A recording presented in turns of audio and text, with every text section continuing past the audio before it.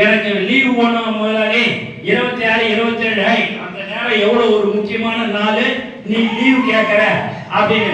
முதலாளி நான் உன்ட்ட 18 வருஷமா வேலை செஞ்சுட்டு இருக்கிறேன், எனக்கு 2 நாள் லீவு கொடுத்துரு அப்படின்றதுக்கு, இல்ல அப்படின்னா நீ பண்ணினா உனக்கு போனஸ் கொடுக்க மாட்டேன், வேலையை விட்டு எடுத்துருவாரு.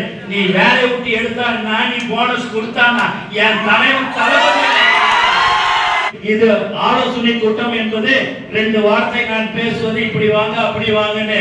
ஆனா எல்லாத்தையும் கடமை கண்ணியம் கட்டுப்பாடுன்ற மாதிரி நம்மளுடைய கட்டுப்பாடு, நம்மளுடைய தமிழக வெற்றி கழகத்தின் தலைவர் நம்மளை அப்படி வளர்த்து வைத்திருக்கிறார். வழி நடத்தி கொண்டிருக்கிற ஒரு தலைவன் நம்ம தளபதி என்பதை இந்த நேரத்தில் நான் தெரிவித்துக் கொள்கிறேன். முதலில் குடும்பத்தை பார்க்க வேண்டும், அதில் அடுத்ததாக தொழிலை பார்க்க வேண்டும். அதில் கிடைக்கும் ஒரு வருமானத்தில் 1% 2% எடுத்து மக்களுக்கு செலவு செய்ய வேண்டும்.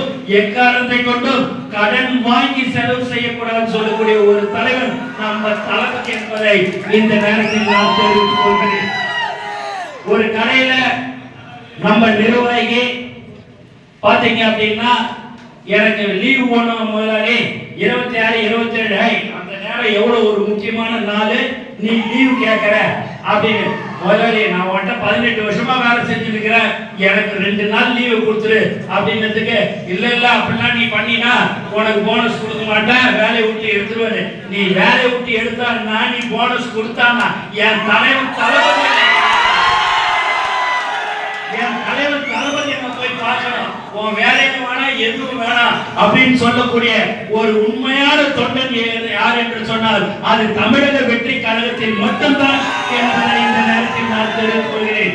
ஆகவே நீங்கள் தளபதியே உங்களை நேரடியாக உங்கள் வீடு வீடாக வந்து உங்களை அழைத்ததாக கருத்தில் கொண்டு நீங்கள் குடும்பத்துடன் நீங்கள் அடுத்த மாதம் 27ஆம் தேதி மாநாடுக்கு வர வேண்டும் என்று உங்களை கேட்டுக்கொண்டு எனக்கு வாய்ப்பு கொடுத்த அனைத்து உள்ளங்களுக்கும் நன்றி கூறி விடைபெறுகிறேன்.